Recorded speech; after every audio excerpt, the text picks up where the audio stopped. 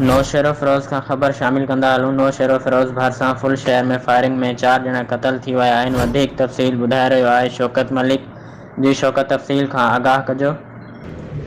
जी बिल्कुल, मां अव्हांखे ॿुधाईंदो रहां। फुल भरिसां हथियारबंदनि जी फायरिंग में 4 ॼणा क़तल थी विया आहिनि, जिन में 3 ॼणा वॻण बिरादरी ऐं जॾहिं त हिकु ॼणो कार ड्राइवर लिगारी बिरादरीअ जो क़तल थियण जी तस्दीक कई वई आहे। हाशिम फुल ॻोठ जे साम्हूं रोड ते नामालूम हथियारबंदनि तरफ़ां कार सवारनि ते फायरिंग कई वई, जंहिं जे नतीजे में कार रोड खां हेठि सिम नाले में किरी पई ऐं 3 ॼणा मौक़े ते ई मारिजी विया, जिन में अता मोहम्मद वॻण, सदाम वॻण ऐं फुल शहर जो ड्राइवर शामिल आहे, जॾहिं त उमेद अली वॻण ज़ख़्मी थी पियो। मारिजी वियलनि जा लाश ऐं ज़ख़्मियुनि खे नौशेरो फिरोज़ अस्पताल नियो वियो। मक़तूल ऐं ज़ख़्मी दरियाखान मरी वासी आहिनि। वाक़ियो ज़ाती दुश्मनीअ तां पेश अचण जा चोॿोल हली रहिया आहिनि। मक़तूल जे वारसनि जो चवणु आहे अता मोहम्मद सदाम अदालत में पेशीअ बाद वापसि अची रहिया हुआ त मथियुनि मरी बिरादरीअ जे माण्हुनि फायरिंग कई। जी